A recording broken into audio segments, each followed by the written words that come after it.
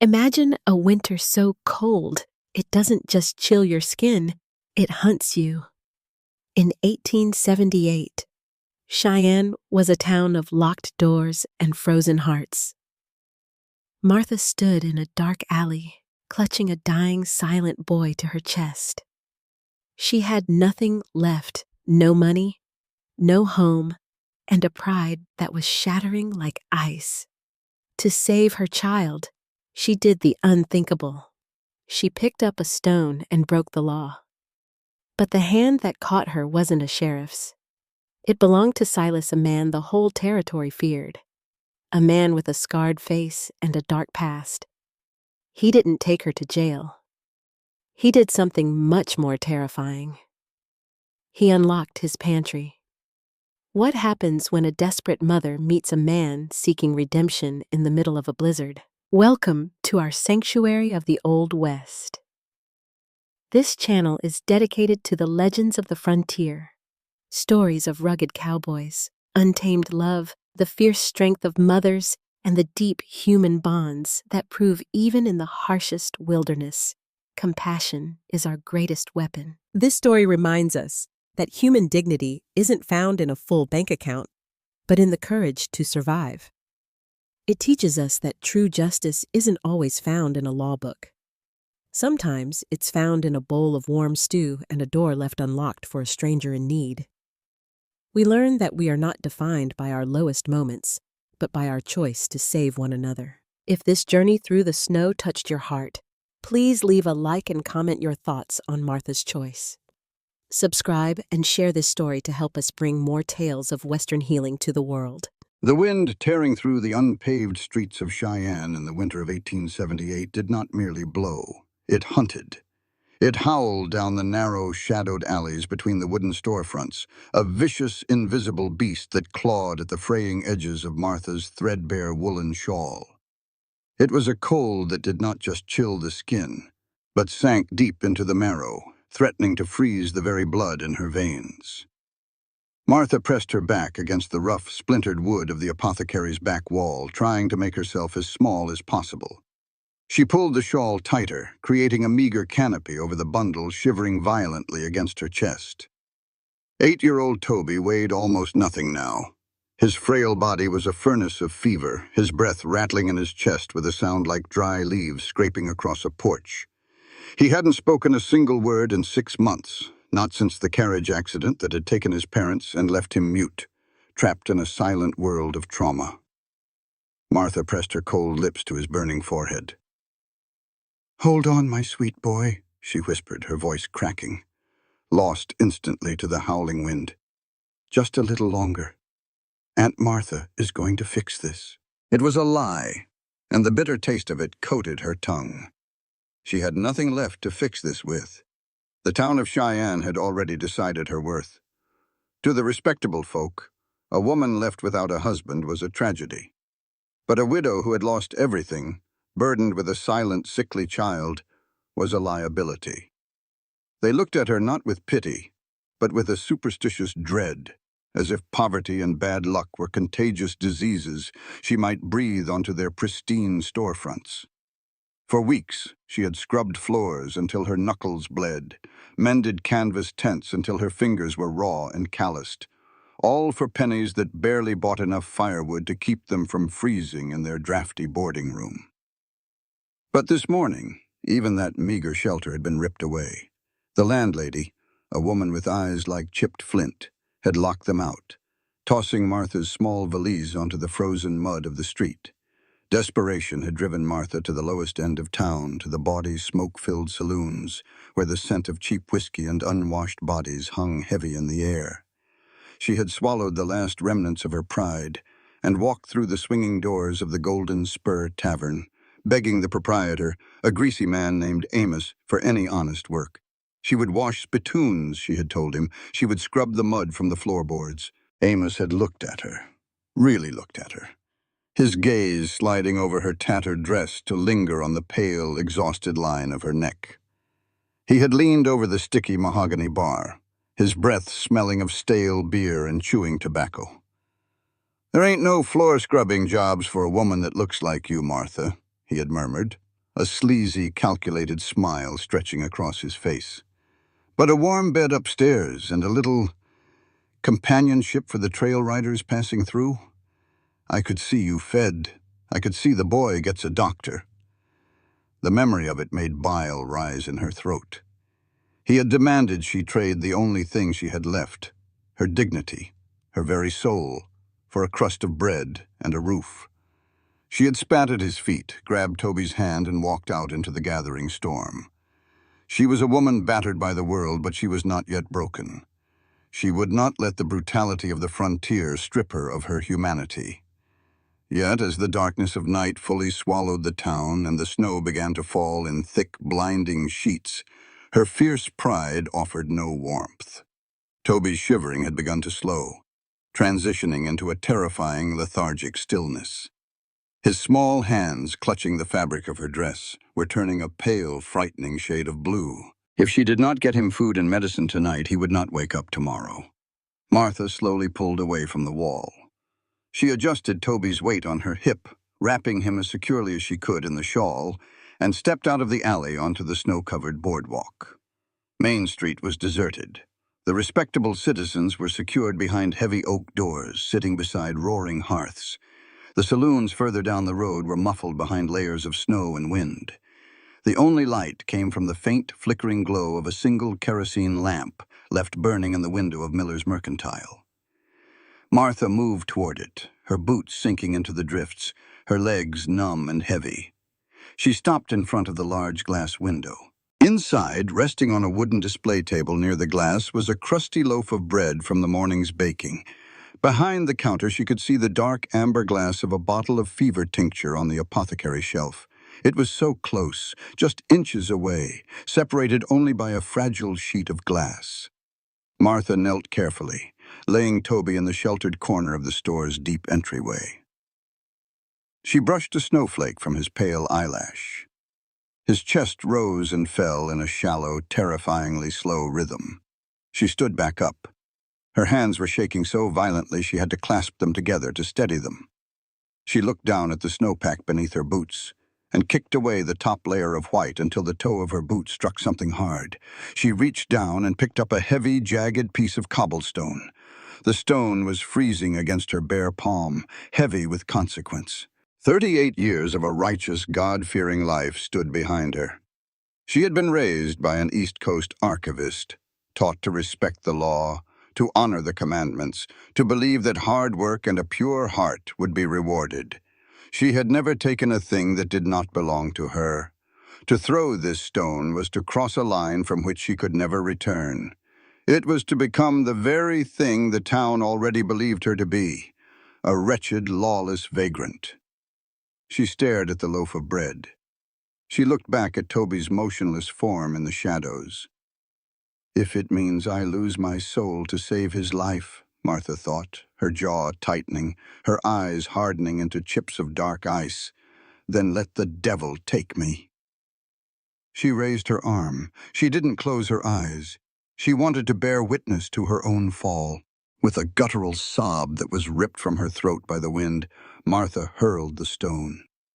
The sound of shattering glass was deafening. It cracked like a rifle shot in the dead, muffled quiet of the snowy street. The heavy pane spiderwebbed, then collapsed inward with a musical, terrifying crash, shards of glass raining down onto the wooden floorboards inside. The cold wind immediately rushed through the jagged hole, whistling violently. Martha didn't hesitate. She didn't look around to see if a lamp was being lit in the rooms above. She thrust her bleeding bare arm through the broken window, ignoring the sharp edges of glass that tore at the sleeve of her dress and sliced into her skin. Her fingers brushed the rough crust of the bread. She grabbed it, pulling it through the opening, clutching it to her chest as if it were made of solid gold. She turned, ready to grab the fever medicine next, ready to run, to scoop up Toby and disappear into the blizzard. But as she pivoted, she crashed against something solid, something immovable. It wasn't a wall, it was a chest. Before she could scream, a massive, leather-gloved hand clamped down onto her wrist with the unyielding force of an iron vice.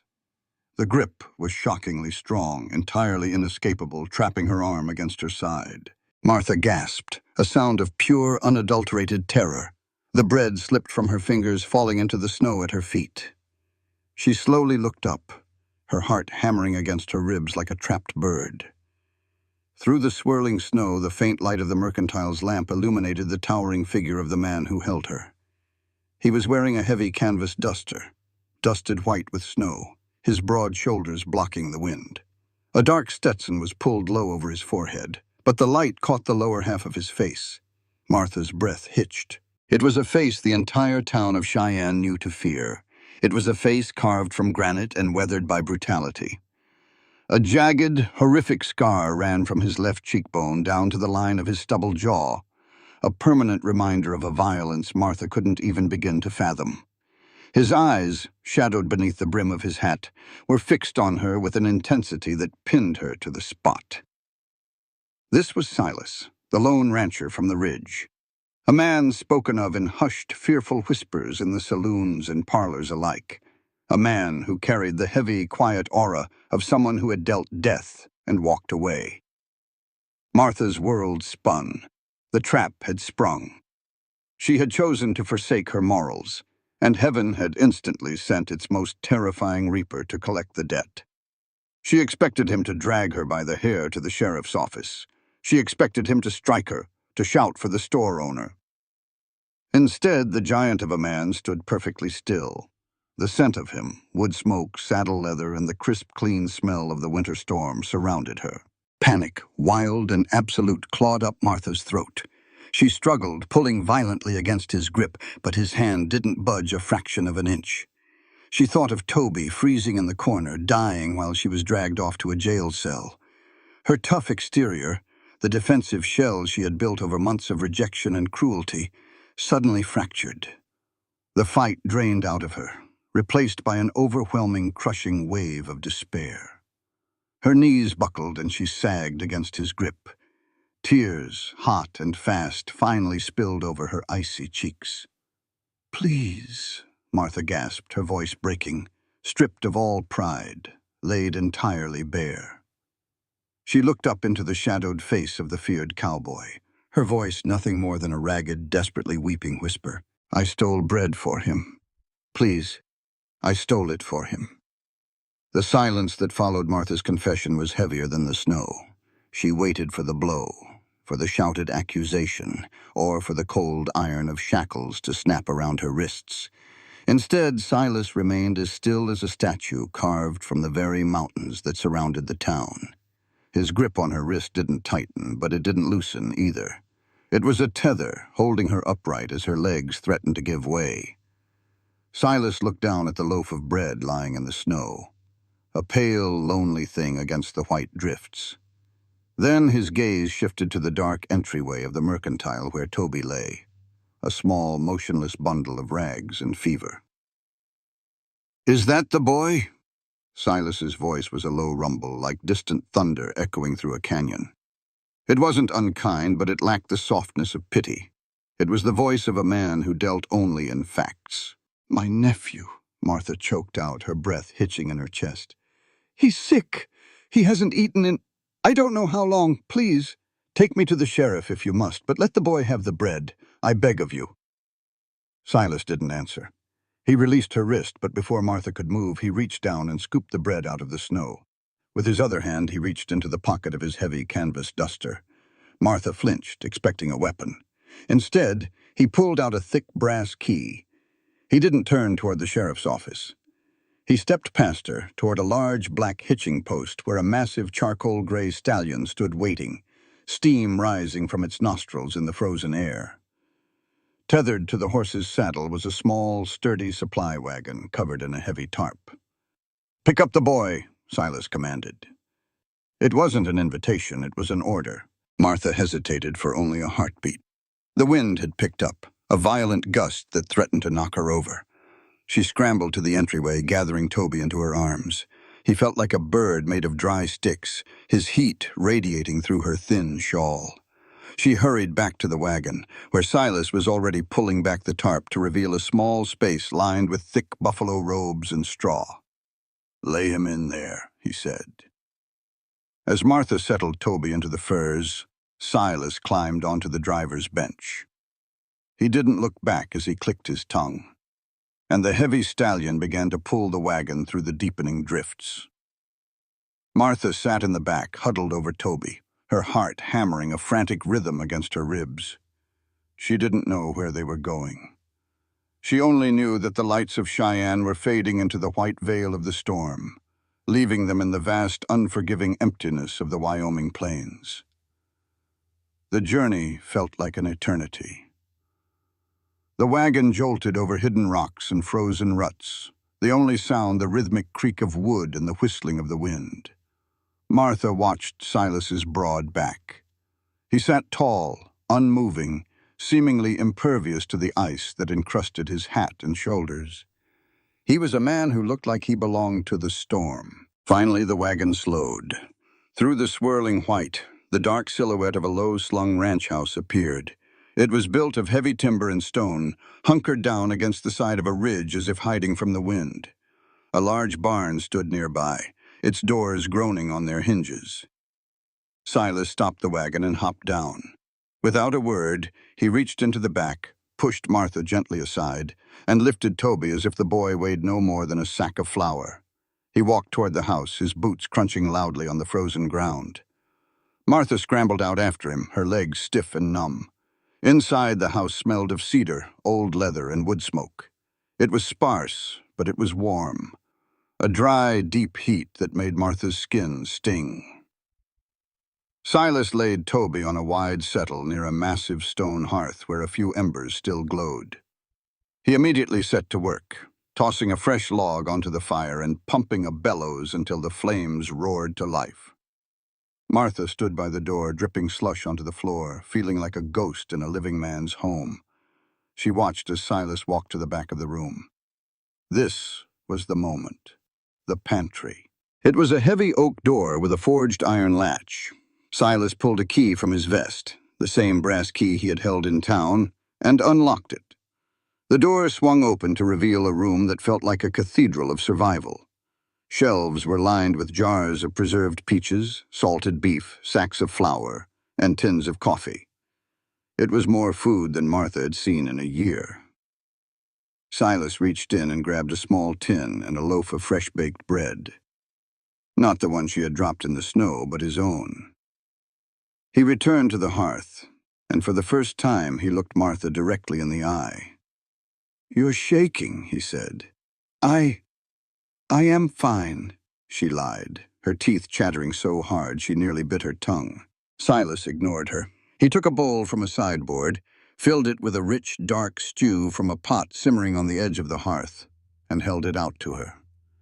"I told you in town," Silas said, his voice dropping to that low, resonant rumble. "There are no thieves here, only hungry folks. And hungry folks eat proper before any talking gets done." "But I broke the law," Martha whispered, staring at the stew. "I broke that window. I am a criminal." Silas leaned back against the mantel, the firelight dancing across the deep scar on his face, making him look both terrifying and ancient. "Laws are for people with full bellies, ma'am. Out here there's only the winter and what you do to survive it. Now, eat. Then we'll tend to the lad." Martha took the bowl. The first spoonful was like fire in her veins. She ate with a desperation she was ashamed of, but Silas didn't watch her.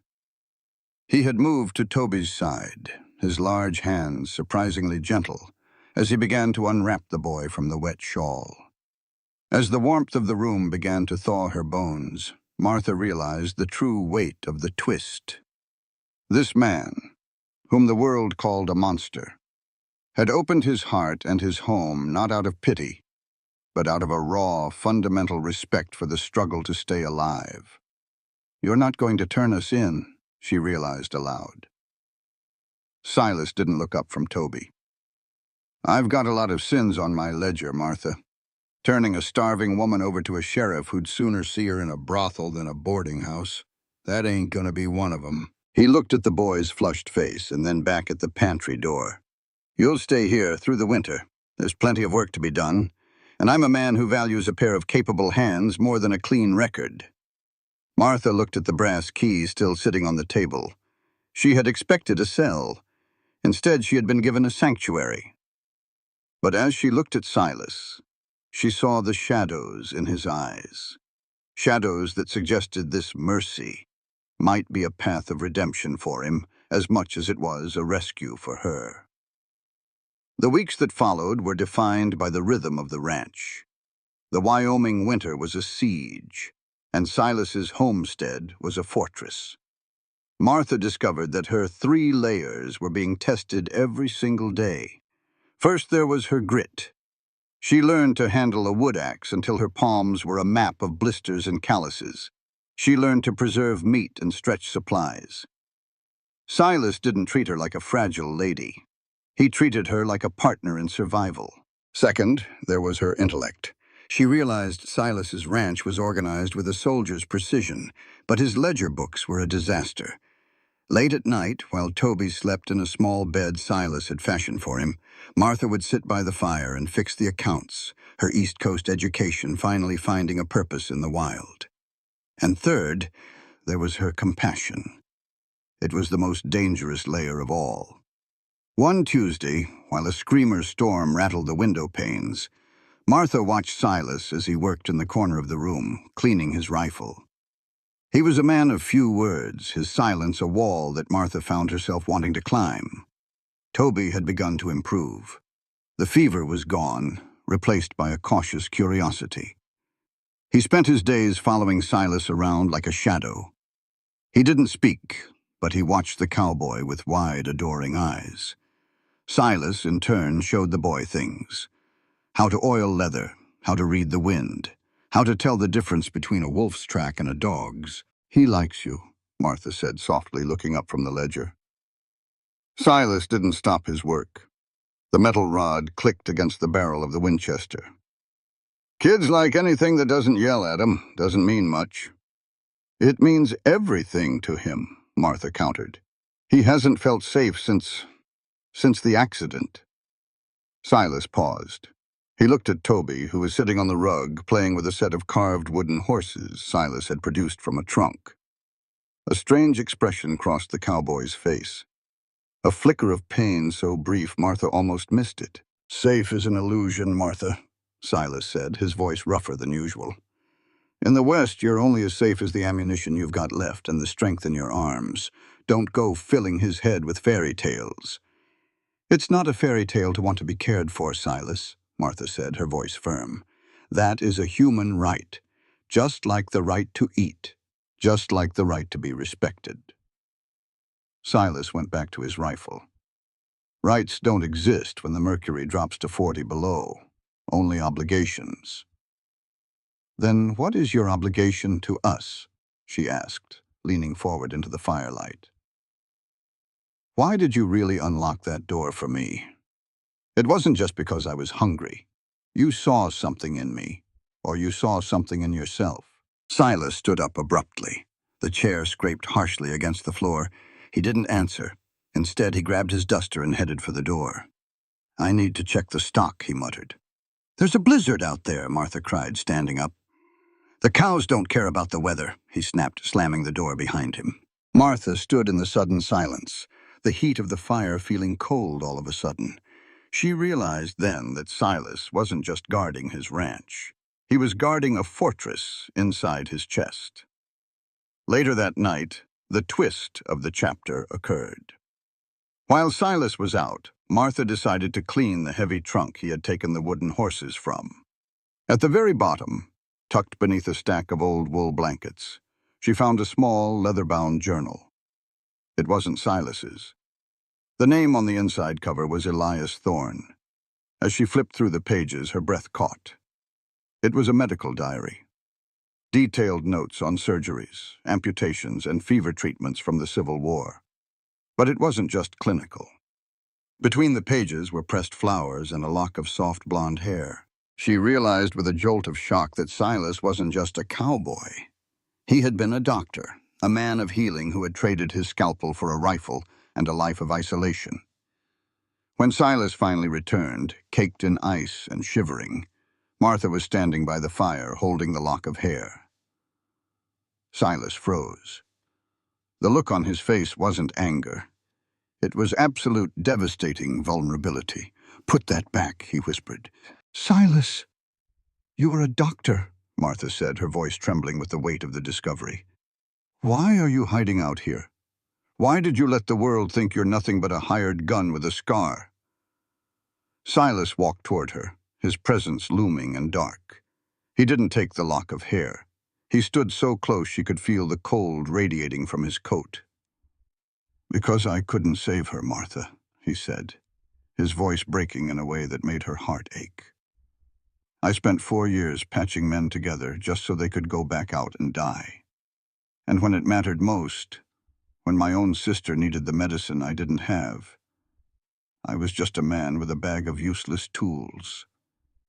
He looked at the pantry door, the door that held all the medicine and food he had failed to provide once before. "I don't unlock that door to be a hero," Silas confessed, his eyes meeting hers. "I unlock it because every time I see someone starving, I see her, and I can't let her die again." In that moment, the power dynamic shifted. Martha realized that while Silas had saved her life, she was the only one who could save his soul. The pantry wasn't just about food. It was about the abundance of a heart that had been locked away for too long. Just as a moment of understanding passed between them, a heavy, rhythmic pounding sounded at the front door. Not the wind, but the fist of someone seeking entry. The world outside was coming for them. The heavy, rhythmic pounding at the door did not stop.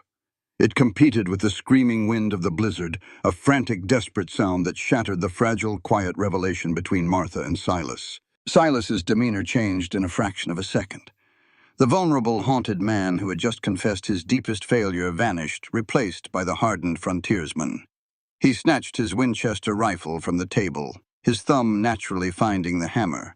With his other hand, he motioned for Martha to step back into the shadows near the hearth, shielding Toby. He didn't ask who was there. In a storm this violent, a man didn't waste breath on pleasantries. Silas unlatched the heavy iron bolt and pulled the door open just enough to see out. The wind immediately blasted into the room, bringing with it a blinding swirl of white snow and a figure that fell forward onto the floorboards. It was Elias, a teenage ranch hand from a neighboring property, his lips blue and his eyebrows caked in solid ice. "Silas," the boy gasped, his voice barely audible over the roaring storm. "The creek, the bridge at Miller's Crossing. It's giving way. The ice dam broke upstream, the water's rising fast, and your lower herd is trapped on the bend." Silas hauled the boy inside and slammed the door shut against the tempest. He didn't curse or panic. He simply looked at Martha. "The lower herd is 50 head of cattle," Silas said, his voice flat and urgent. "If that water crests the bank, they'll freeze to death in the mud before morning. I have to go." "You cannot go out there alone," Martha said, stepping out of the shadows. "It is a suicide mission in this whiteout." "I don't have a choice," Silas replied, already grabbing a thick coil of rope and a lantern from the wall. "That herd is the only thing keeping this ranch solvent through the spring." Martha looked at the young boy, Elias, who was trembling violently by the fire, entirely incapable of going back out.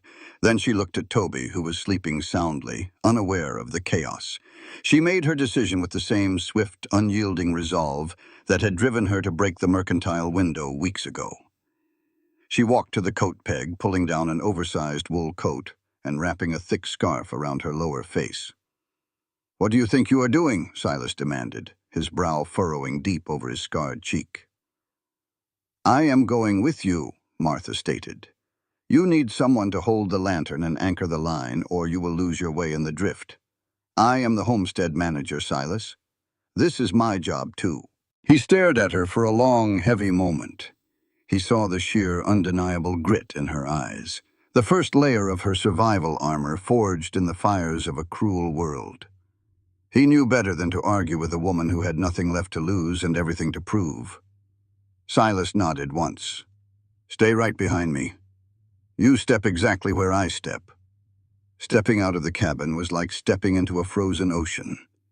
The wind physically pushed against them, a solid wall of freezing air that stole the breath from Martha's lungs. The snow was driving horizontally, stinging her exposed skin like shards of glass. Silas tied one end of the rope around his waist and secured the other to the heavy porch pillar, handing the slack to Martha. They fought their way toward the lower pasture. The darkness was absolute, save for the pathetic, flickering yellow circle of the lantern Martha held high. Every step was a battle. The snow was already knee-deep, dragging at her skirts, making her muscles burn with exertion. When they finally reached the bend by the creek, the sound of the rushing water was terrifying. The ice dam upstream had indeed broken, and freezing black water was churning violently, overflowing the banks. The cattle were huddled together in a terrified, lowing mass, trapped between the rising floodwaters and a steep, icy embankment they could not climb. "I have to cut the wire fence and drive them up the old logging trail," Silas shouted over the roar of the water. "Hold the light steady." For the next 2 hours they lived in a nightmare of ice, mud, and panicked animals. Martha stood knee-deep in freezing slush, holding the lantern with arms that screamed in agony, while Silas plunged into the herd. He was a force of nature, shouting, pushing, and using his own body to herd the terrified beasts away from the black water. At one point, a frightened calf slipped, tumbling into the freezing current. Without hesitation, Silas threw himself into the icy water, grabbing the animal by the collar and hauling it back to the muddy bank with a roar of pure exertion. He emerged entirely soaked, his clothes freezing into a solid shell of ice almost instantly. When the last of the herd was safely driven up the trail toward the upper barn, the storm seemed to double its fury, punishing them for their victory. "We can't make it back to the house," Silas yelled, his teeth chattering uncontrollably. "We have to shelter in the lower barn." They stumbled blindly through the snow, the rope their only guide, until they practically fell through the heavy doors of the old hay barn. Silas shoved the doors shut, sealing out the deafening howl of the wind. Inside, it was pitch black and freezing, but the air was still. Martha collapsed onto a pile of dry hay, her chest heaving, her lungs burning with the cold. She tried to catch her breath, but a terrifying sound interrupted the silence. It was Silas. He had fallen to his knees, his entire body convulsing with violent, uncontrollable shivers. The icy water he had plunged into was rapidly draining the core heat from his body. Martha scrambled toward him in the dark. She touched his face. His skin was as cold as marble, his lips drawn and pale. Hypothermia was setting in with deadly speed. "Silas," she gasped, her hands frantically fumbling with the frozen buttons of his coat. "Silas, you have to take these wet clothes off. You will freeze to death." His hands were too numb to help. His eyes were half closed, his massive frame shivering so hard it shook the floorboards. Martha's survival instinct overrode any sense of proper Victorian modesty. She was a woman who had seen the brink of death, and she refused to let this man fall over it. With numb, bleeding fingers, she managed to pry off his frozen duster, his soaked shirt, and his icy boots. She worked with the clinical, frantic energy of a battlefield nurse. But there was no fire here, no blankets, only hay. She knew what she had to do. Martha quickly unbuttoned her own heavy, dry coat. She wrapped it around both of them, pulling Silas down into the deepest pile of hay. She pressed her body entirely against his, wrapping her arms around his broad, shivering chest, tangling her legs with his to share every ounce of her core body heat. "Martha," Silas mumbled, his voice weak and disoriented. "You shouldn't—" "Be quiet, Silas," she commanded fiercely, holding him tighter. "You saved my boy. I am not letting you die in this dirt." It was an act of profound, desperate intimacy. There was no romance in it, only the raw, biological imperative of survival. Martha felt the massive landscape of his back, feeling the ridges of old scars beneath her hands. She felt his heart beating, a slow, struggling rhythm against her own chest. For hours, they lay there in the dark as the blizzard raged outside, an impenetrable fortress of ice isolating them from the rest of the world. Slowly, agonizingly, the violent shivering began to subside. Silas's breathing deepened, matching the rhythm of hers. Sometime in the early hours of the morning, when the wind finally began to die down, Silas shifted. He was fully conscious now, acutely aware of the warmth pressing against him, aware of the woman holding him with a fierce, protective grip. He didn't pull away. Instead, he carefully brought his large, calloused hand up, resting it gently over hers, where it lay against his chest. "You are a stubborn woman, Martha," he whispered into the darkness, his voice rough with exhaustion and something else, something dangerously close to awe. "And you are a foolish man," she whispered back, not letting go. "I told you," he said softly. "I couldn't let another one die, even if it was just a calf." "You don't have to carry the weight of the whole world, Silas," Martha replied, her voice breaking slightly in the quiet darkness. "It is all right to let someone else hold the rope for a while." In the freezing dark of the barn, amidst the smell of damp earth and old hay, the second layer of their armor shattered completely. They were no longer the hardened cowboy and the defensive widow. They were simply two human beings, stripped to their very souls, keeping each other alive in the cold. Spring came to Wyoming not with a gentle whisper, but with a violent, muddy struggle. The great white plains began to fracture, revealing the dark, fertile earth beneath. The creek swelled with snowmelt, roaring with new life. Inside the ranch house, a similar thaw had occurred. The silent tension between Martha and Silas had melted into a deep, unspoken partnership. Silas no longer retreated to the barn after dinner. He stayed by the hearth, whittling wooden toys for Toby, or quietly watching Martha as she read. Martha's defensive posture had softened. The harsh lines of worry around her eyes had smoothed out, replaced by a quiet, steady strength. Toby, too, was blooming. He had grown an inch, his cheeks were rosy, and though he still didn't speak, his laughter, a bright, clear sound, often echoed across the porch. But the spring thaw also meant the roads to Cheyenne were open again, and with the open roads came the outside world. It was a bright, crisp morning when the trouble arrived. Martha was on the front porch shaking out a rug when she saw the riders. There were 4 of them cresting the ridge on horseback. Even from a distance, Martha recognized the heavy, swaggering posture of the man in the lead. It was Sheriff Vance. Vance was a man who wore his badge not as a shield for the innocent, but as a license for his own greed. He was deeply entrenched in the pockets of the land barons who wanted to buy up the independent ranches. Silas stepped out of the barn, his eyes instantly locking onto the riders. He didn't run, but his stride toward the house was purposefully long and grim. He wiped the grease from his hands with a rag, his jaw set like stone. "Take Toby inside, Martha," Silas said quietly as he stepped up onto the porch. "What does he want?" Martha asked, her heart beginning a familiar frantic hammering. "Nothing good. Go inside." Martha ushered Toby into the house, but she did not close the door. She stood just behind the screen, watching. Sheriff Vance rode up to the hitching post but didn't dismount. He looked down at Silas with a patronizing smirk, his hand resting casually near the pearl-handled revolver at his hip. "Morning, Silas," Vance drawled, spitting a stream of tobacco juice into the mud. "See you survived the winter." "State your business, Vance," Silas replied, his voice a low, dangerous rumble. He stood on the edge of the porch, his body relaxed but coiled like a spring. "I'm here on official county business," Vance said, pulling a folded piece of thick parchment from his vest pocket. "Concerning the widow, Martha Higgins. I know she's been squatting here all winter." Silas didn't blink. "She's not squatting. She's my homestead manager." Vance chuckled, a dry, rasping sound. "Call it whatever you want, Silas, but the law is the law. Her late husband, God rest his useless soul, died owing a substantial debt to the Cheyenne Cattle Consortium. $3,000, to be exact." Martha gasped quietly behind the door.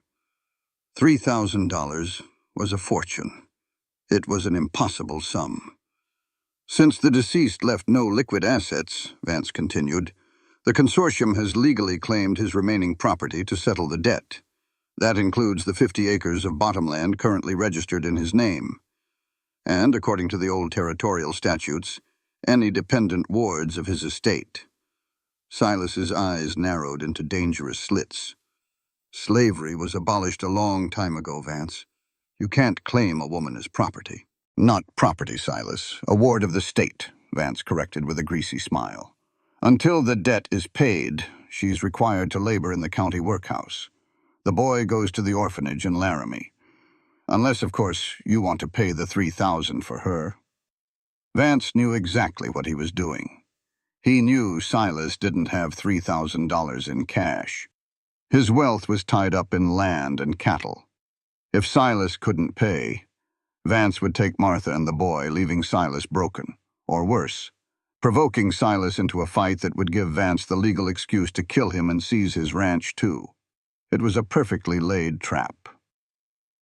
Silas slowly moved his hand toward the heavy Colt revolver strapped to his thigh. The air on the porch suddenly felt impossibly heavy. The three deputies behind Vance shifted nervously, their hands hovering over their own weapons. "You aren't taking her, Vance," Silas said, his voice dropping to a terrifyingly quiet register. It was the voice of the man who had survived the war, the man who dealt in death.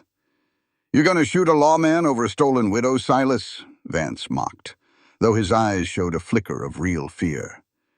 "You draw on me, my boys will gun you down, and she goes to the workhouse anyway. You lose either way." Silas's fingers brushed the grip of his gun. He was ready to die. He was ready to burn the whole world down to keep her safe. "Silas, no!" The screen door banged open. Martha stepped out onto the porch, her head held high, her eyes blazing with a fierce intellectual fire. She held a thick, leather-bound folder in her hands. "Martha, get back inside," Silas growled, not taking his eyes off Vance. "No, Silas," Martha said, her voice ringing clear and authoritative across the yard. "We do not solve this with bullets. We solve this with the law." Vance laughed out loud. "The law?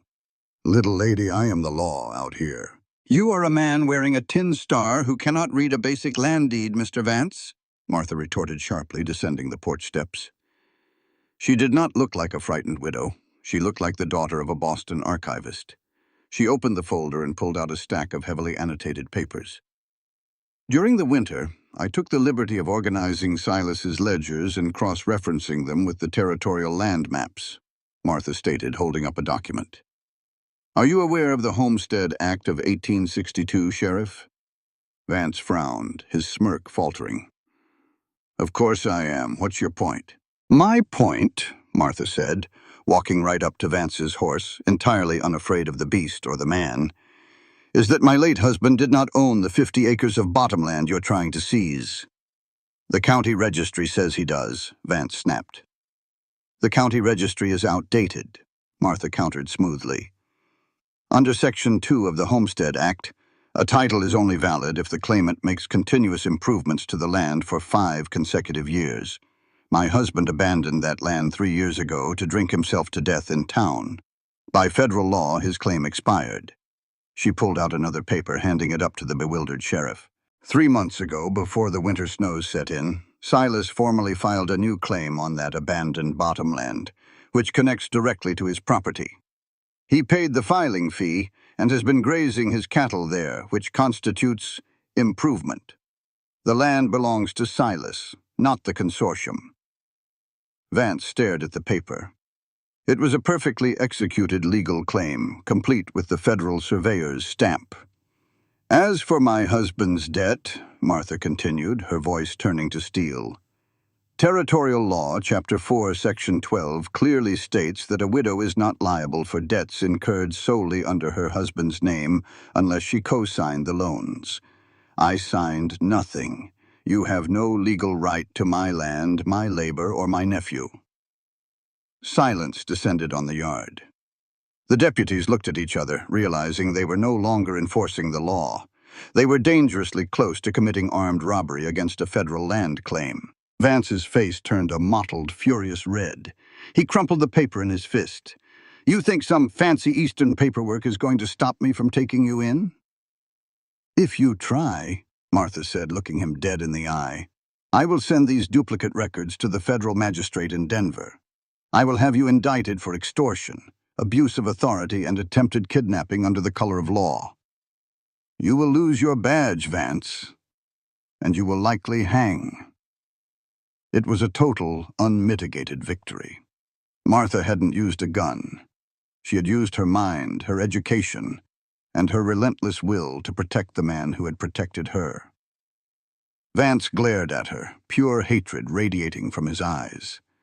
But he knew he was beaten. A federal magistrate would love nothing more than to string up a corrupt territorial sheriff. He spat on the ground near Martha's boots. "This ain't over, widow."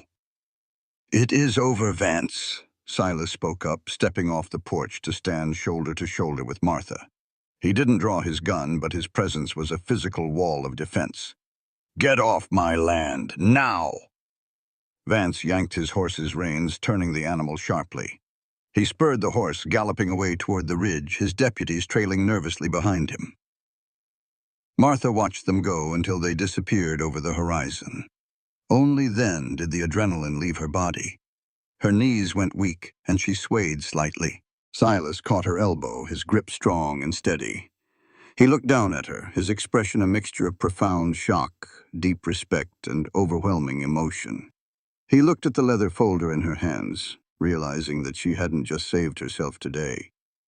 By stepping in front of his gun, by using her intellect instead of his violence, she had saved him. She had stopped him from becoming the killer he had spent years trying to leave behind.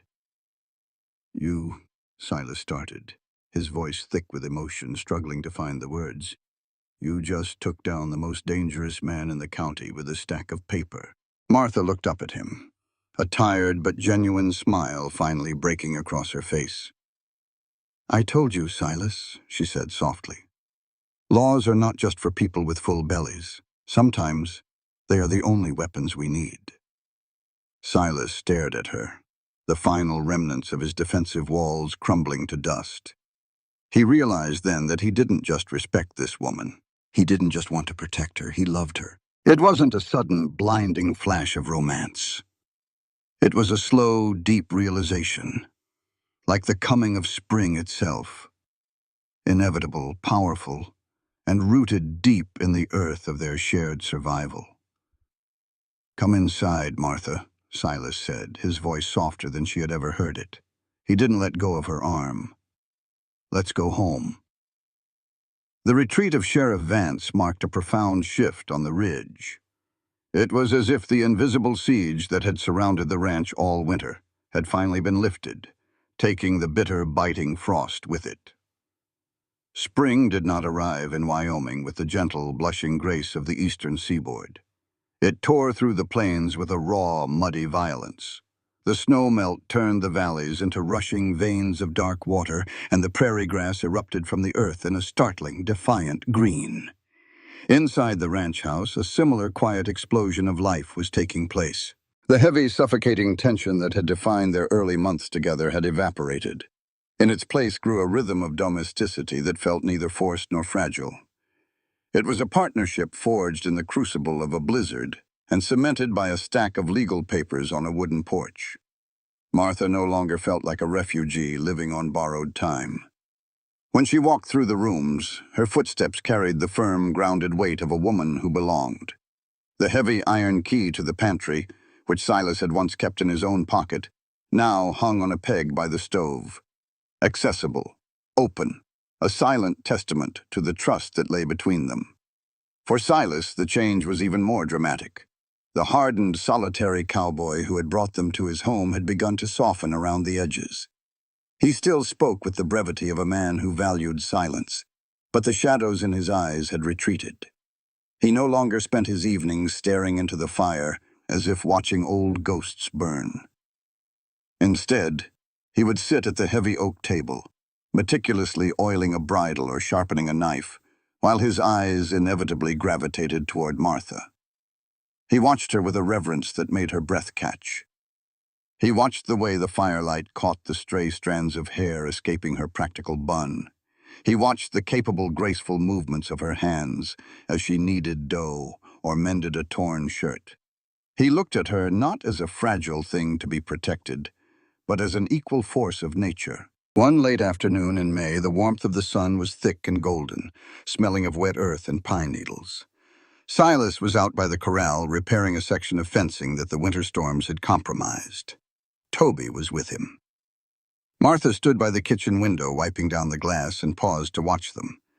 Toby, who still had not spoken a word since the accident, was holding a small wooden bucket of nails. Silas was speaking to him in that low, rumbling voice, explaining the grain of the wood and the proper angle of the hammer. The boy nodded solemnly, completely entranced. Then it happened. Silas dropped a heavy iron mallet, and it landed square on his thumb. He hissed, shaking his hand, a sharp curse dying on his lips as he remembered the child beside him. Toby looked at Silas's bruised thumb, then up at the towering cowboy's face, the boy's brow furrowed in genuine concern. He set the bucket down, reached into his own small pocket, and pulled out a slightly crumpled, lint-covered peppermint candy Martha had given him days ago. He held it up to Silas. Make better, Toby croaked. The voice was raspy, unused, and incredibly small, like the rustle of dry leaves. But it was there, Martha gasped, dropping her cloth. Silas froze. The towering, scarred frontiersman stared down at the little boy holding the candy. For a long moment, the only sound was the wind rushing through the canyon. Slowly, Silas dropped to one knee in the mud, bringing himself down to Toby's eye level. His massive, calloused hand gently closed over the boy's small fingers, accepting the candy. "Thank you, Toby," Silas whispered, his voice incredibly thick. "That makes it completely better." Martha pressed her hand over her mouth, tears springing to her eyes. The trauma that had locked her nephew away in silence had finally broken. And it had not been broken by doctors or medicine, but by the quiet, unwavering presence of a man who simply gave him the space to feel safe again. That evening, dinner felt like a celebration. There was a lightness in the cabin that had never been there before. Toby didn't speak much, just a few fragmented words, but the wall had come down. "We need to go into Cheyenne tomorrow," Silas announced as he helped Martha clear the plates, a domestic chore he had taken up without ever being asked. "The supply wagons from Omaha should have arrived. We need seed, and Toby needs new boots. He's outgrown the ones he has." Martha paused, a plate in her hand. Cheyenne. The town that had spit her out. The town where she had shattered a window and begged to lose her soul. Silas saw the hesitation flicker across her face.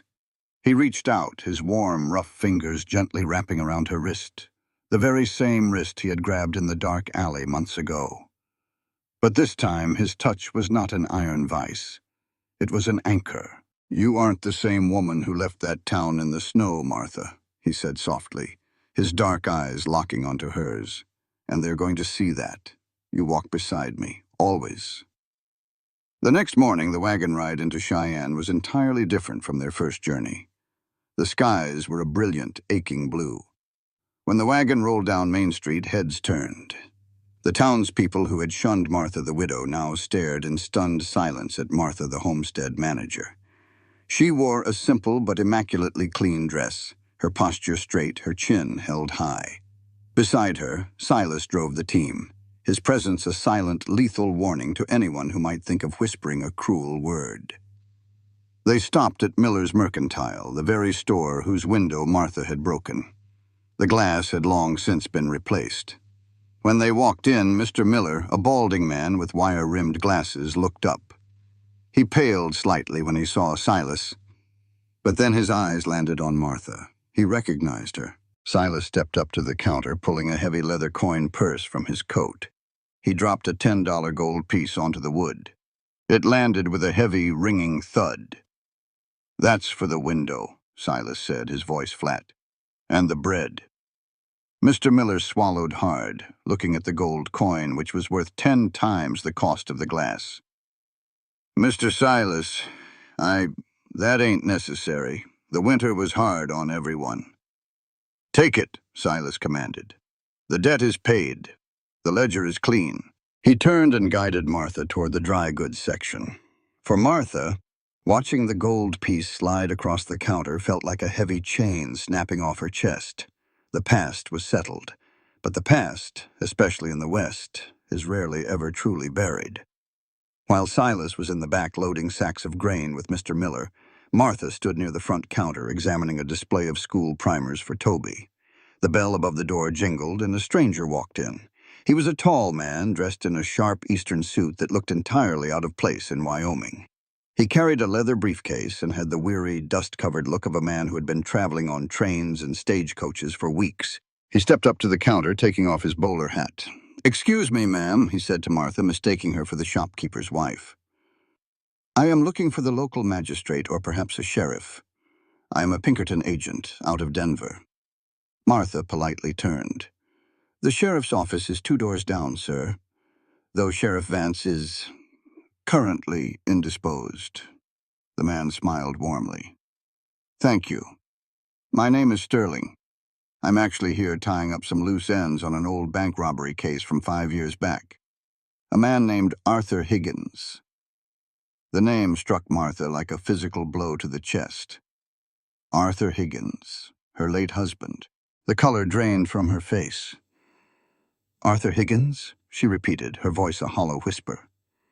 Agent Sterling looked closely at her, his professional instincts kicking in. "Yes, ma'am.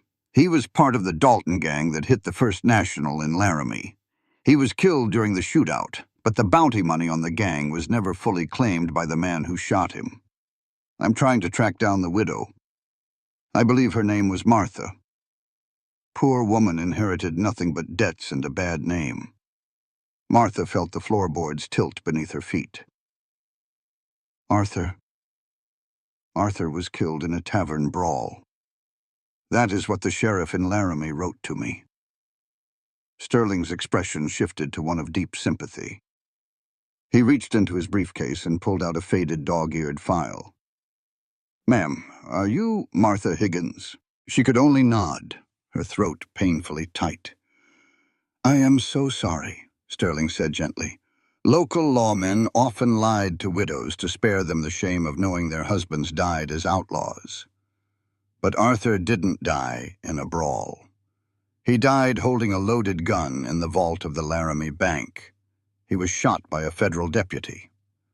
Martha gripped the edge of the display table to keep from falling. "Arthur was a drunk and a gambler, a man who had dragged her from the comforts of Boston to the dirt of Wyoming, but she had never known he was a violent thief."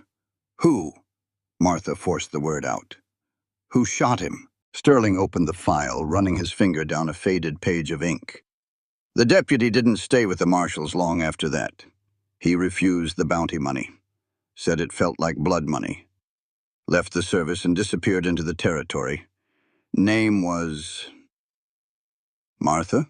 Silas's deep voice rolled through the mercantile. He emerged from the back room, dusting flour from his coat. He took one look at Martha's pale face and the stranger in the suit, and his posture instantly shifted into a defensive crouch. Agent Sterling looked up at the towering cowboy. He looked at the broad shoulders, the dark eyes, and finally the jagged, horrific scar running down his cheek. Sterling's eyes widened in sudden recognition. He looked down at the file, then back up at Silas. "Well, I'll be damned," Sterling breathed, stepping back slightly. "You're him.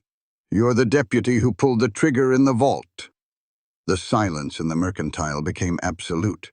The rhythmic ticking of the grandfather clock in the corner sounded like a hammer striking an anvil. Silas froze. The color leached from his weathered face, leaving his scar standing out in stark, angry relief. He didn't look at the Pinkerton agent. He slowly, agonizingly, turned his eyes to Martha. Martha stared back at him. The man who had saved her.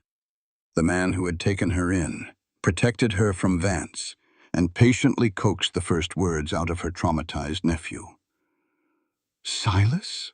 Martha whispered, the name tasting like ash on her tongue. "Is it true? Did you kill my husband?" Silas looked at the woman he loved more than his own life. The walls of the fortress he had built around his heart didn't just crumble. They violently exploded. He could have lied. He could have said the agent was mistaken, but Silas was a man who lived by a brutal, unyielding code of truth.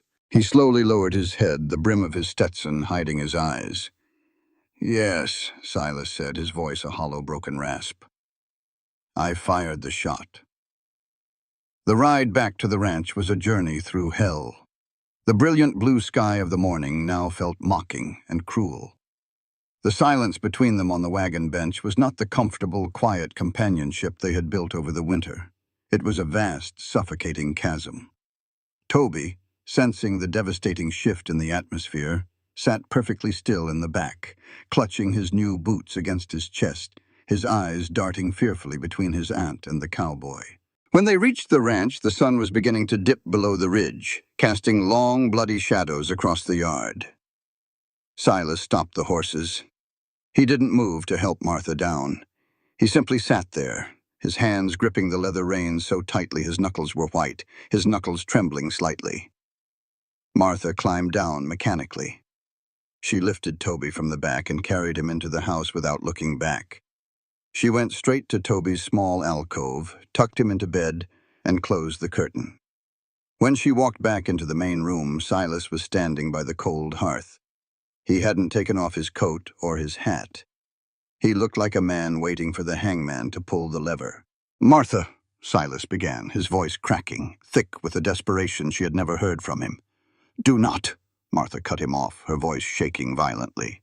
She paced across the room, her hands tearing at the fabric of her skirt. "Do not say a word until I ask you. Was Arthur robbing the bank?" Silas swallowed hard. "Yes, he and 3 others. They shot a teller. I was deputized by the federal marshal to track them down. We cornered them in the vault." "And you shot him?" He raised his weapon at a young deputy, Martha. "I had a fraction of a second. I fired." Martha stopped pacing. She looked at Silas, her chest heaving. "I am not weeping for Arthur, Silas. Arthur was a cruel man who destroyed my life long before he died in that vault. I am not grieving a loving husband." She stepped closer, her eyes blazing with tears of pure betrayal. "I am grieving the man I thought you were," she cried out, the sound tearing from her throat. You knew who I was the night you found me in the snow. You knew I was the widow of the man you killed." "I didn't know it was you in the alley," Silas pleaded, taking a step toward her, his hands raised in a gesture of agonizing surrender. "I swear to God, Martha, in the snow, in the dark, I just saw a starving woman. I brought you here to keep you alive. It wasn't until weeks later when Vance came with the paperwork and read your full name, Martha Higgins of Boston, that I knew." "And you said nothing," she screamed, the betrayal shattering her composure entirely. "You let me live in your house. You let me eat your food. You let my nephew look at you as if you hung the moon in the sky. You let me care for you." Silas flinched as if she had struck him with a whip. "I couldn't tell you," he whispered, a tear finally escaping his eye and tracking down the jagged ruin of his scar. "Because the moment I did, I knew you would look at me exactly the way you are looking at me right now, like a monster." He dropped his gaze to the floor. "I took your husband. Even if he was a bad man, I made you a widow. I put you on the path that led you to starving in an alley with a dying child. Everything you suffered this winter, it was my fault. When I realized who you were, I swore I would spend the rest of my life making it right. I wanted to give you the world, Martha, to pay my debt." "A debt?" Martha whispered, the words slicing through the room like ice. "Is that what this was? Is that what I am? A ledger you are trying to balance? Your personal charity project for a guilty conscience?" "No," Silas roared, the sheer force of his emotion startling her. He closed the distance between them, falling to his knees in front of her. The massive, terrifying gunslinger knelt on the floorboards, looking up at her with a soul laid entirely bare. "No, Martha. It started as guilt. But you became everything. You are the only light I've seen in 10 years. I love you." Hearing the words she had secretly, desperately wanted to hear for months, spoken in this moment of devastating truth, felt like a knife twisting in her heart. "You do not get to love me, Silas," she said, her voice dropping to a harsh, broken whisper. She took a step back, pulling away from him. "Love requires truth. It requires a foundation of trust. And ours is built on a grave you dug and hid from me." She turned away from him and walked into her bedroom. She pulled her small, battered valise from under the bed, the same bag she had brought into the blizzard months ago. "Martha, please," Silas begged from the doorway, panic finally taking hold of his rigid features. Outside, a spring thunderstorm began to rumble, the first fat drops of rain pelting the tin roof. "Where are you going to go? The town won't take you. The roads are turning to mud." "I will take my chances with the mud," Martha said coldly, throwing a few dresses into the bag. "I survived the winter, Silas. I will survive the rain."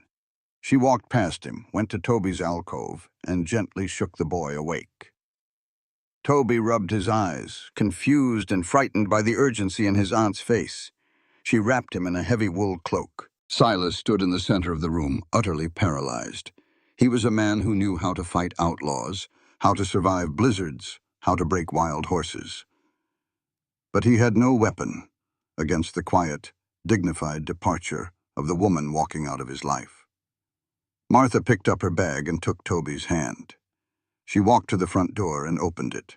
The rain was coming down in sheets, a cold, miserable downpour that turned the yard into a swamp.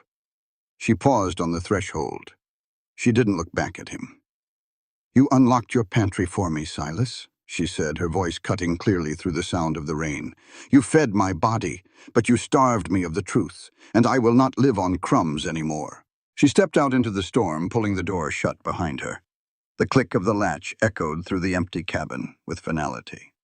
Silas stood alone in the center of the room. He looked at the fire burning in the hearth. He looked at the heavy iron key hanging on the peg. With a guttural, agonizing cry of pure heartbreak, Silas swept his arm across the heavy oak table, sending plates, ledgers, and the oil lamp crashing to the floor. The glass shattered, the oil spilling out across the wood, mingling with the shadows. He sank to the floor amidst the wreckage of his own making, burying his scarred face in his hands, alone once more in the dark. Miles away, trudging through the freezing mud, Martha held Toby's hand tightly. The rain soaked through her clothes, chilling her to the bone. She had no money, no destination, and no plan. She only knew that she had to keep walking, away from the ghost of her past and the heartbreak of her present. But as she walked, she looked down at Toby. The boy was shivering, stumbling in the mud. She stopped, pulling him under the meager shelter of a large pine tree. She looked back toward the direction of the ranch, obscured by the dark and the rain. The pain in her chest was a physical agony, a crushing weight that made it hard to breathe. She had left her pride in the alley in Cheyenne. Today, she had left her heart on the floorboards of Silas's cabin. And for the first time since the night in the blizzard, Martha truly didn't know if she had the strength to survive the morning. The Wyoming rain did not fall. It assaulted the earth. It was a cold, driving deluge that turned the wagon ruts of the territory road into treacherous, knee-deep rivers of slick mud. Above them, the sky was a bruised, churning canopy of violent purple and black, occasionally torn open by jagged forks of lightning that illuminated the desolate landscape in flashes of terrifying momentary daylight. Martha trudged forward, her boots sinking heavily into the mire with every agonizing step. The hem of her wool dress was caked in pounds of wet earth, dragging behind her like a soaked anchor.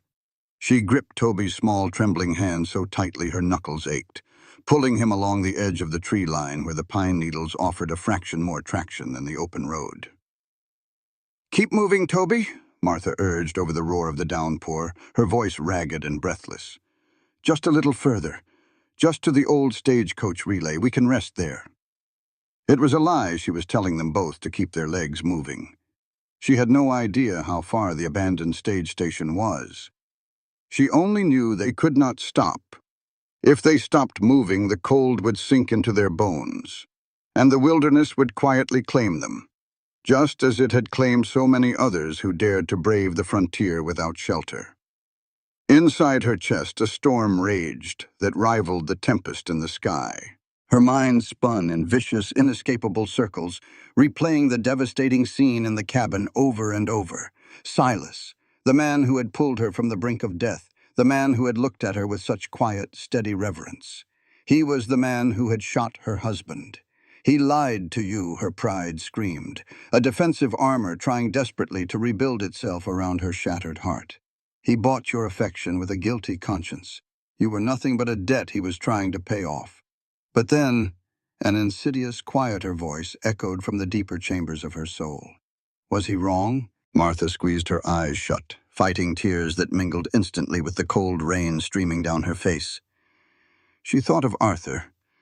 She thought of the nights in Boston when Arthur would come home smelling of cheap whiskey and violet perfume, his temper volatile and his fists quick.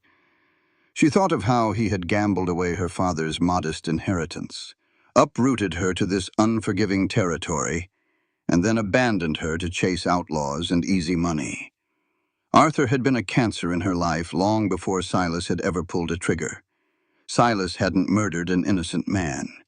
He had executed frontier justice on a violent thief who had just helped kill a bank teller.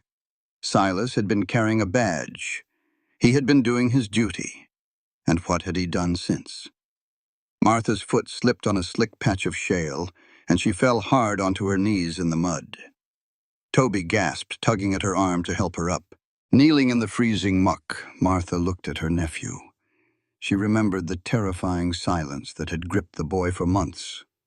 She remembered how Silas had never forced the child to speak, but had simply sat beside him, whittling wood, fixing fences, offering a quiet, unmovable presence until Toby felt safe enough to offer a peppermint candy to a scarred giant. Silas had dived into freezing floodwaters to save a calf. He had stood down a corrupt sheriff without drawing his gun, just to honor her request for peace. He had unlocked his pantry, his home, and his heart to a starving widow and a broken child. "I am grieving the man I thought you were," she had yelled at him. But as the thunder rolled across the valley, vibrating in the marrow of her bones, Martha realized the devastating truth. Silas was exactly the man she thought he was. He was a man of profound honor, bearing a horrific, jagged scar, not just on his face but on his soul. The lie he had told her by omission was not born of malice, but of terror. He had been terrified of losing the only light he had known in 10 years. She had judged him with the rigid, unforgiving moral absolute of the East Coast. But out here in the brutal reality of the West, survival was rarely pure. Sometimes a good man had to pull a trigger.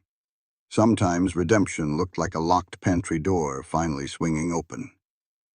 "Aunt Martha?"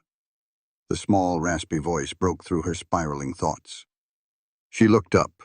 Toby was pointing a trembling finger down the valley toward the winding path of the Lower Territory Road. Through the dense, driving rain, Martha squinted against the darkness. There was a light. No, not a light. Several lights. A mile down the ridge, moving steadily through the mud, was a procession of orange, flickering glows. Torches, shielded against the rain by heavy oilcloths. Martha's breath caught in her throat. She pushed herself up from the mud, wiping the water from her eyes. She pulled Toby deeper into the shadows of the pine trees, creeping to the edge of an embankment that overlooked the trail below. As the riders drew closer, the intermittent flashes of lightning illuminated them in terrifying, strobe-like vignettes. There were at least 10 men on horseback. They were wearing heavy slickers, their faces obscured by the shadows of their soaked Stetsons. But as the lead rider paused his horse to light a fresh cigar from the embers of his torch, the brief flare of the match illuminated a face Martha would never forget. It was Sheriff Vance. Beside him rode men who did not wear badges. They were heavily armed with Winchester rifles resting across their saddles. Slung over the backs of their horses were thick, sloshing canvas sacks that smelled distinctly, even over the scent of the rain, of kerosene. Martha's blood turned to ice. They were not heading toward Cheyenne. They were not patrolling the county. They were taking the old logging trail, the hidden back route that led directly up the ridge, to Silas's ranch. Vance hadn't accepted defeat on the porch that day. The humiliation had festered, And now, under the cover of a massive storm that would wash away tracks and muffle the sound of gunfire, he had gathered the consortium's hired thugs. They were going to burn the cowboy out. They were going to kill him in his sleep and blame it on an outlaw raid or a lightning strike. Martha looked down the opposite side of the ridge. The path to the next town, to safety, to a train station that could take her back east and away from all this bloodshed, lay open and clear. All she had to do was turn her back, keep walking, and let the cruel world sort out its own violence. Silas had lied to her. Silas had shot her husband. Walking away was the logical, safe, and entirely justifiable choice. But she remembered Silas sinking to his knees on the floorboards, stripping away every ounce of his formidable pride, begging her to understand. "I wanted to give you the world, Martha." He was sitting in that cabin right now, utterly broken, his guard completely down. He wouldn't be watching the tree line. He wouldn't be expecting an ambush. He was a man waiting to die of a broken heart, completely unaware that a bullet was coming for him first. Martha turned away from the path of safety. She dropped to her knees in front of Toby. She gripped his small shoulders, looking directly into his frightened dark eyes. "Toby, listen to me," Martha said, her voice dropping the frantic edge of panic and adopting a tone of absolute, unbreakable command. "I need you to be the bravest boy in the world right now. Do you understand me?" Toby swallowed hard, his eyes wide, but he nodded slowly. Martha guided him to a shallow, rocky overhang at the base of a massive oak tree, sheltered from the worst of the rain and completely hidden by thick, thorny brush. She took off her heavy wool coat, the one she had used to warm Silas in the barn, and wrapped it securely around the child. "You stay right here," she ordered, brushing his wet hair from his forehead. "You do not make a sound. You do not move, no matter what you hear. Not for the thunder, not for gunshots, not for anyone but me or Silas. Nod if you understand." Toby nodded again, his small hands clutching the lapels of the oversized coat. "You've come back?" he whispered. "I swear it on my life," Martha said fiercely, pressing a kiss to his cold cheek. "I am going to get Silas. Then we are going home." She didn't look back as she stood up. If she looked back, she might lose her nerve. Martha broke into a run. She abandoned the road entirely, plunging straight into the treacherous, heavily wooded slope of the ridge. It was a brutal, punishing shortcut. The darkness beneath the canopy was absolute. Branches whipped against her face, tearing her skin. Exposed roots snagged her boots, sending her sprawling into the mud. But she scrambled up immediately, her hands raw and bleeding. Her lungs burned with a fiery agony. Her corset, once a symbol of civilized propriety, felt like an iron cage crushing her ribs. She didn't care. She fueled her exhausted muscles with a potent, roaring mixture of terror and absolute clarity. She was Martha Higgins. She was not a victim. She was not a tragic widow. She was a woman who had chosen her own fate, and she was choosing the scarred cowboy who had unlocked the world for her. As she crested the final rise, the ranch came into view. The cabin was dark. Not a single lantern burned in the windows. It looked like a tomb against the stormy sky. Below, at the edge of the lower pasture, the posse was arriving. Martha watched, gasping for air behind a large boulder as Vance signaled his men. They dismounted silently. 5 of them moved toward the large hay barn, the barn where Silas kept his winter feed and his prized horses. They were unstopping the kerosene jugs, splashing the volatile liquid against the dry, weathered timber of the barn doors. The others, rifles drawn, were fanning out, forming a deadly semicircle around the front porch of the dark cabin. They were going to light the barn. When Silas ran out to save his animals, the men in the yard would gun him down in the firelight. It was an execution. Martha had no weapon. She had left her valise on the trail. She was one unarmed woman in a soaked dress against 10 hardened killers. She looked wildly around the yard. Near the woodpile, about 30 yards from where she hid, rested the heavy iron dinner bell Silas used to call in the ranch hands during harvest season. Beside it leaned an old, rusty pitchfork. It wasn't a gun, but it was noise. If she ran for the cabin, Vance's men would shoot her before she ever reached the steps. She needed to draw them away from the porch. She needed to give Silas the one thing Vance was trying to steal from him, a warning. Martha didn't pray for safety. She prayed for speed. She exploded from behind the boulder. She didn't try to be quiet. She sprinted across the muddy yard, her skirts flying, her boots churning the earth. "Hey!" one of the men near the barn shouted, spotting the frantic movement in the shadows. "Someone's in the yard!" Martha reached the woodpile. She grabbed the heavy iron clapper of the dinner bell and swung it with every ounce of strength in her aching body. Clang, clang, clang! The sharp metallic ringing shattered the night, slicing through the rumble of the thunder. It was deafening. It was the universal frontier alarm for disaster. "Shut that bell up!" Sheriff Vance roared, his horse rearing in the mud. "Shoot whoever that is!" Martha dropped the clapper and grabbed the rusty pitchfork. She didn't cower behind the woodpile. She stepped out into the open, directly into the faint light of a lightning flash, brandishing the agricultural tool as if it were a halberd. "Vance!" Martha screamed at the top of her lungs, her voice carrying an unnatural, terrifying fury. "I see you! The whole territory will know you are a murderer!" "It's the widow!" a deputy yelled in shock. The element of surprise was entirely shattered. The men who had been creeping toward the porch spun around, raising their rifles toward the woodpile. The men at the barn paused, their matches burning down toward their fingers in hesitation.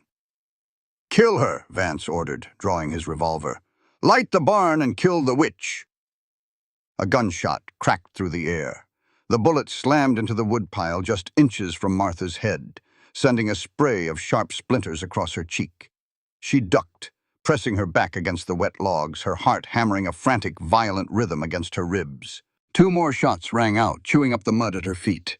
They were advancing on her. She had drawn their fire. She had made herself the target. "Wake up, Silas," she prayed silently, closing her eyes as another bullet ricocheted off the iron bell. "Please, wake up." Inside the pitch-black cabin, Silas had not been sleeping. He had been sitting on the floor amid the wreckage of his broken lamp, staring at the wall, dead to the world. But the ringing of the bell pierced his lethargy like a physical blade. Then came the gunshots. And then, cutting through the wind, he heard the voice. "Vance, I see you." It was her. The realization hit Silas with the force of a runaway train. She hadn't left the ridge, she had come back into the fire. In a fraction of a second, the broken, grieving man vanished.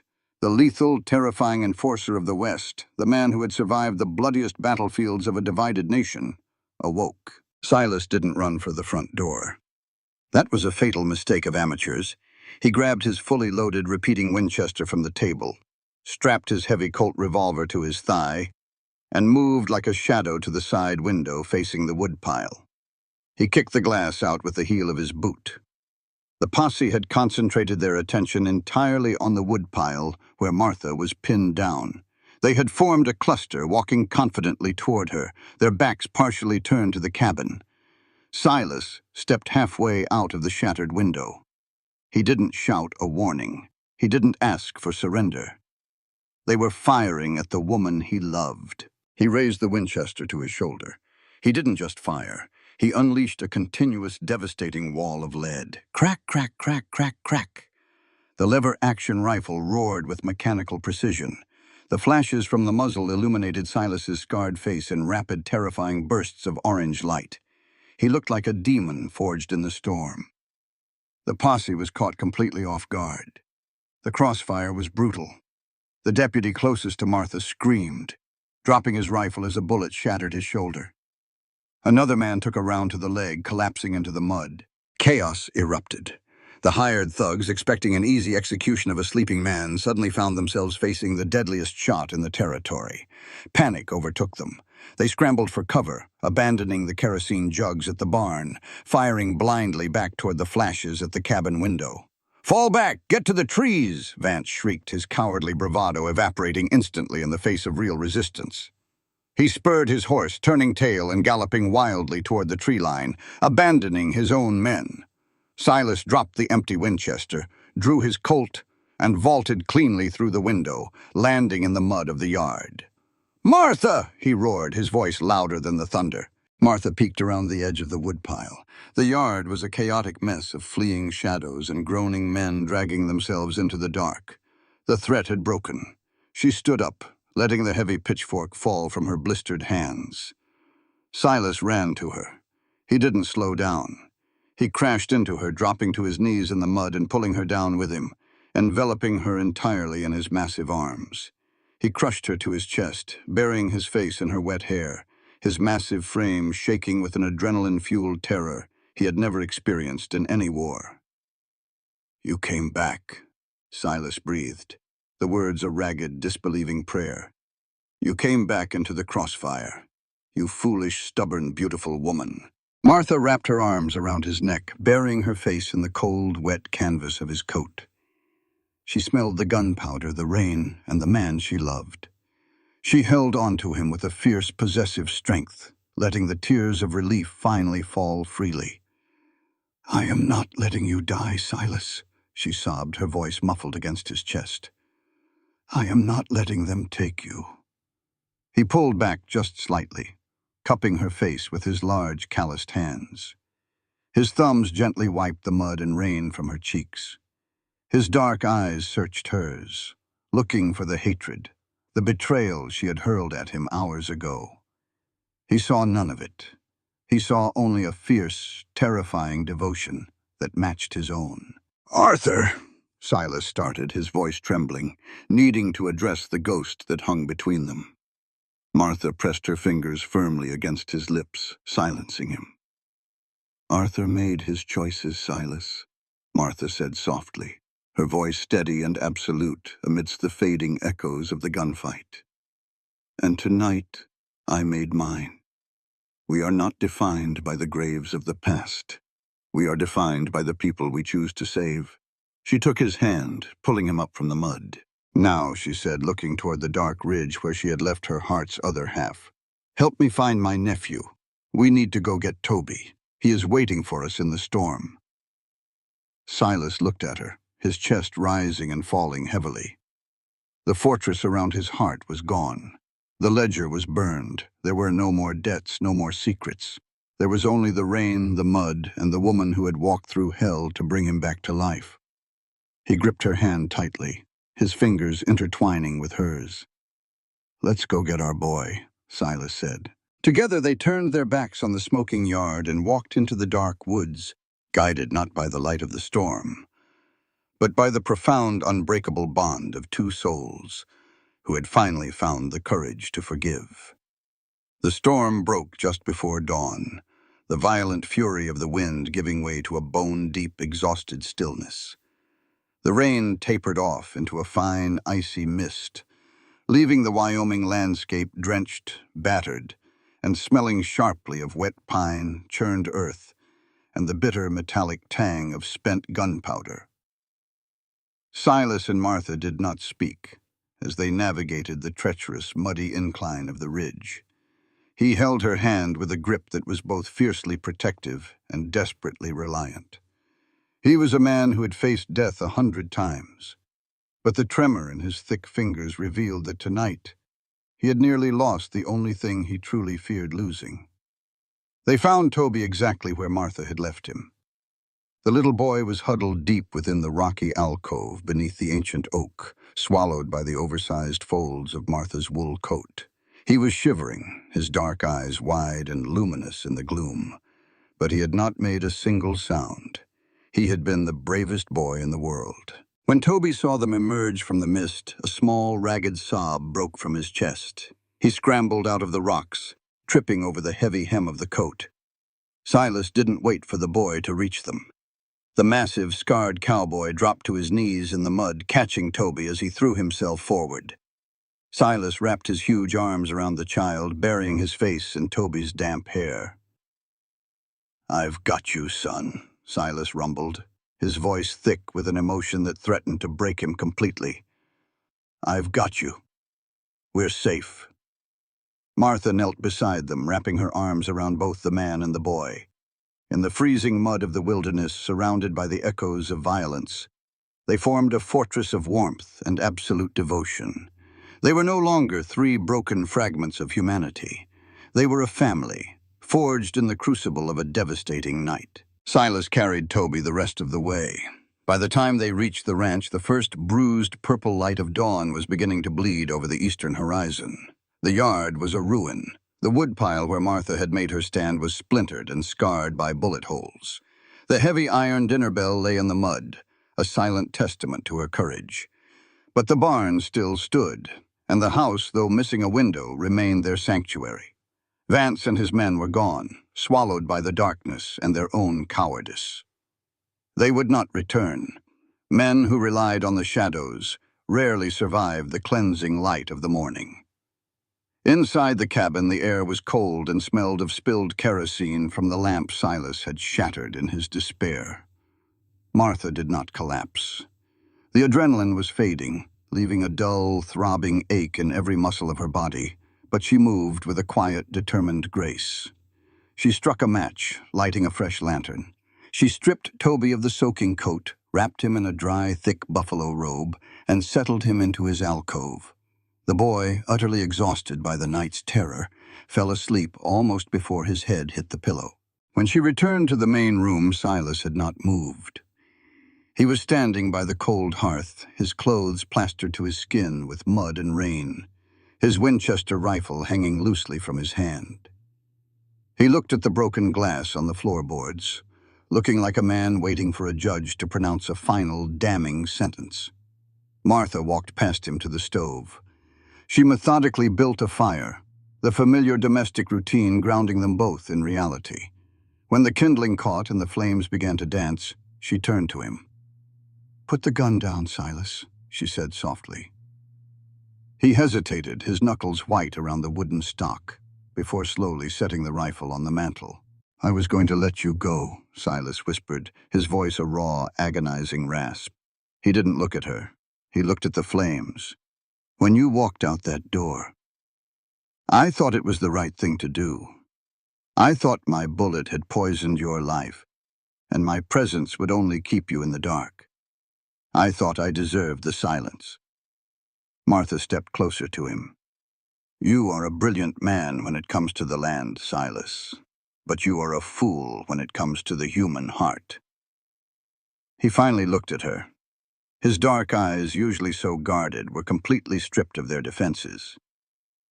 "I didn't just unlock the pantry for you that first night, Martha," Silas confessed, the final, deepest truth tearing its way out of his chest. "When I realized who you were, when Vance read your name, the guilt nearly killed me. I had tracked Arthur's widow for years, hoping to give her the bounty money, to beg her forgiveness. But when I found you starving, broken, carrying a dying child, I realized that money wouldn't fix what I had broken." He took a shaky breath, the jagged scar on his cheek pulling tight. "So I decided to give you my life instead. Every ounce of sweat, every acre of land, every beat of my heart. It was all supposed to be restitution. I thought if I could just keep you safe, keep you warm, I could balance the ledger." "Love is not a ledger, Silas," Martha said, her voice trembling but incredibly firm. She reached out, her mud-stained hands gently grasping the lapels of his heavy, soaked canvas duster. She pushed the coat off his broad shoulders, letting it fall heavily to the floor. "Arthur Higgins was a cruel, selfish man," Martha continued, her eyes locking onto his. "He gambled away my father's legacy. He dragged me into the dirt of this territory, and he chose to pick up a gun and rob a bank. Your bullet did not destroy my life, Silas. Arthur destroyed my life long before he ever stepped into that vault." Silas closed his eyes, a shudder running through his massive frame as the words washed over him. "You did not owe me a debt," she whispered, stepping closer until the warmth of her body radiated against his cold skin. "But you paid one anyway. Not with money, but with the way you looked at Toby when he was too terrified to speak, with the way you stood between me and Sheriff Vance without drawing your gun. You gave me back my dignity, Silas, and I am not going to let you drown in a grave that Arthur dug." She reached up, her thumbs gently tracing the contours of his scarred cheek, wiping away the rain and the mud. It was an echo of the night she had washed his face by the fire, but this time there were no secrets standing between them. "I told you I was grieving the man I thought you were," Martha said softly, rising onto her tiptoes. "But I was wrong. You are the man I thought you were. You are the man who stayed in the storm, and you are the man I love." Silas let out a sound that was half sob, half laugh, a sound of a soul being unchained. He wrapped his arms around her waist, pulling her flush against his chest, and buried his face in the crook of her neck.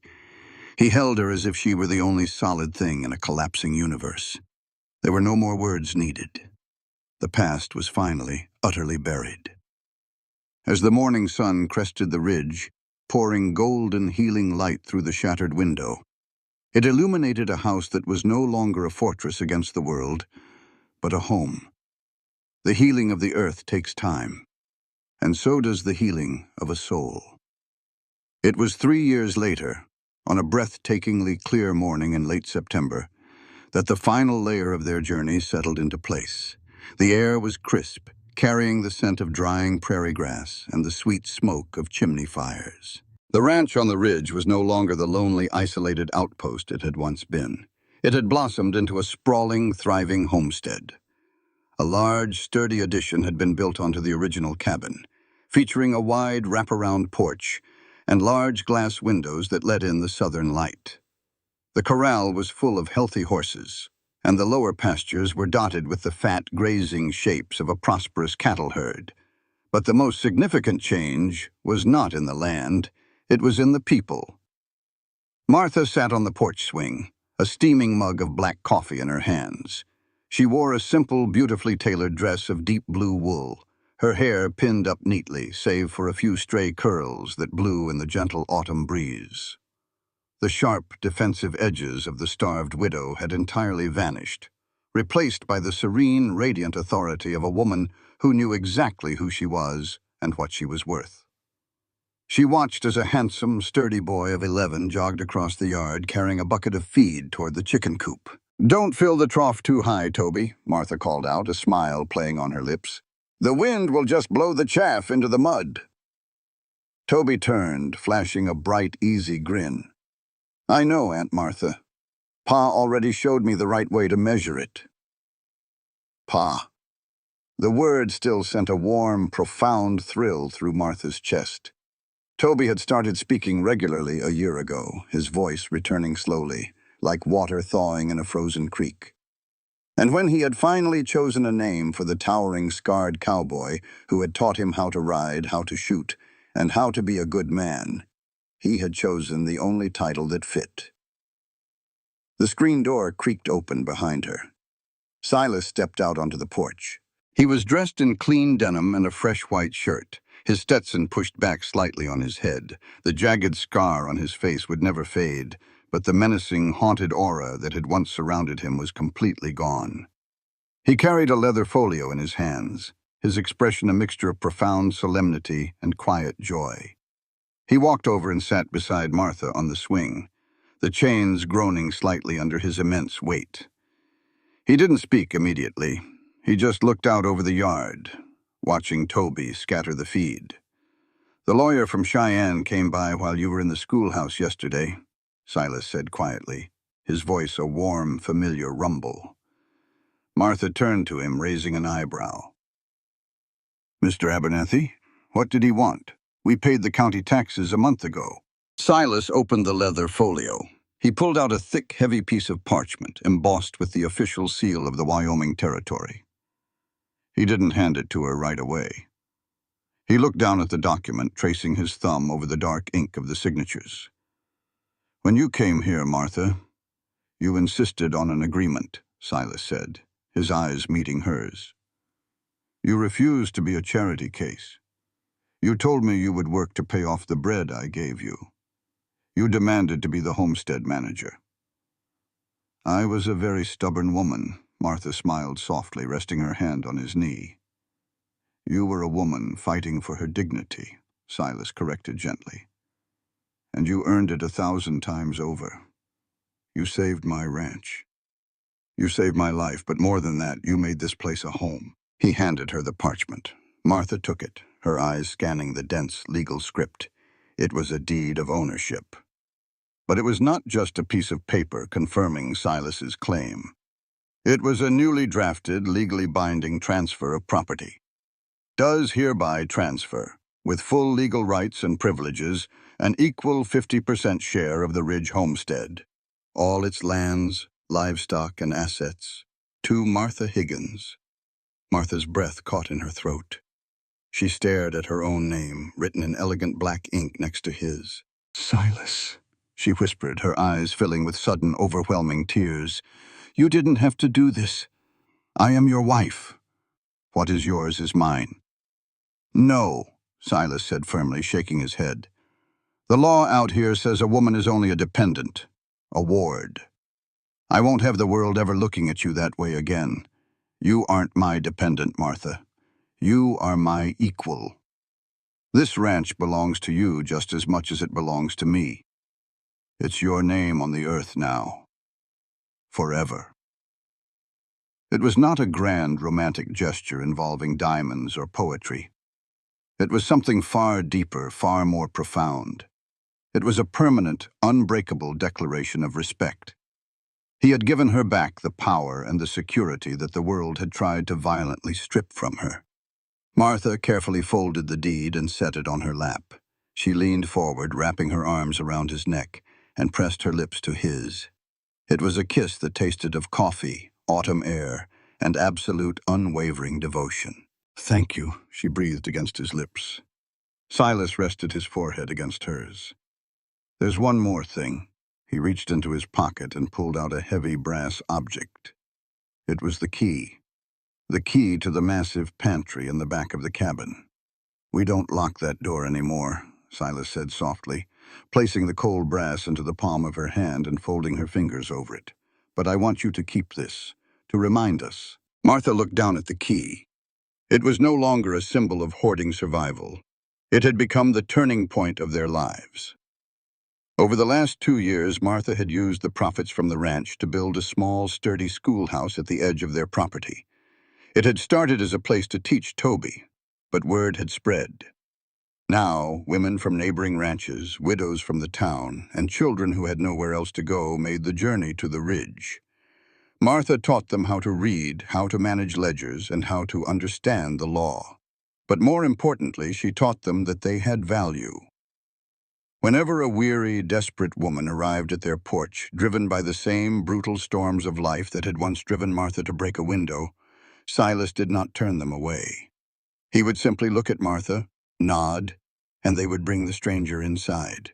They would seat them by the fire, and they would feed them. Because they both knew the ultimate truth of the frontier, a truth born from shattered glass, freezing rain, and a love that refused to die. Sometimes saving a soul doesn't require you to be a hero on a white horse. It doesn't require a gun or a badge. Sometimes to save a human being, all you have to do is look past their brokenness, unlock the door to the pantry, and show them that they are still worthy of a seat at the table. Martha gripped the brass key tightly in her hand. She looked out at the golden valley, at her son playing in the yard, and at the scarred, beautiful man beside her. The winter was long gone, and in the warmth of the sun they had finally found their peace. The characters, settings, and events portrayed in this story are entirely fictional. While certain themes may echo real-life experiences, they are shaped by creative interpretation. The author does not intend to represent or depict any specific individual, organization, or historical event. Friends, when you've spent as many decades as I have chronicling the dust, the blood, and the enduring hope of the American frontier, you learn a fundamental truth. The West wasn't truly conquered by the Winchester rifle or the railroad. It was conquered by the quiet, defiant resilience of the human heart. In the tale of Martha and Silas, we are not simply looking at a romance. We are looking at a profound moral testament to the power of second chances, the illusion of judgment, and the unyielding dignity of the human spirit. At its core, this story forces us to question the rigid, unforgiving lines we draw between right and wrong. Respectable society looked at Martha, a starving, desperate widow who threw a rock through a glass window, and saw a criminal. They looked at Silas, a scarred man who had pulled the trigger on an outlaw, and saw a monster. But out on the plains, where the winter wind howls and the written law is often as thin as paper, true morality isn't found in a courthouse ledger. It is found in the unlocked door of a pantry. The first great lesson here is that compassion must always elevate above condemnation. When Silas caught Martha's wrist, he didn't see a thief to be punished. He saw a mother fighting a terrifying battle for her child's life. He teaches us that the highest, truest form of justice is mercy. But mercy is only the beginning of their journey. The deepest moral lesson this story offers is about the suffocating chains of our past and the monumental courage it takes to break them. Silas carried the ghost of Arthur Higgins like an iron weight, believing his actions and his scars made him forever unworthy of the light. Martha had been battered by the cruelty of her late husband and the bitter cold of societal rejection. Yet, when the devastating truth was finally laid bare between them, they both faced the ultimate human choice. They could let the graves of yesterday dictate their tomorrow, or they could choose the excruciating, beautiful path of forgiveness. Martha's choice to turn back in the blinding rain, to stand armed only with a pitchfork between Silas and a hail of bullets, shows us that redemption is never a solitary journey. We are ultimately saved by the very people we choose to save. Furthermore, the story delivers a masterclass in the true definition of love. It is not the myth of a knight in shining armor rescuing a helpless damsel. True love is Silas handing Martha the deed to the homestead. It is the recognition of absolute, undeniable equality. In a brutal world that viewed women as mere property or dependents, he gave her the ultimate gift, her own sovereignty and respect. Ultimately, the legacy of the brass key is a challenge to every one of us. We all walk through our own blizzards. We all encounter souls shivering in the dark alleys of life. This story leaves us with a lingering question. Will we lock our doors and judge them from the warmth of our secure hearths? Or will we reach into our pockets, open our pantries, and remind a broken person that they are still worthy of a seat at the table? That is the true spirit of the West. It isn't about how quickly you can draw a gun. It's about how bravely you can open your heart.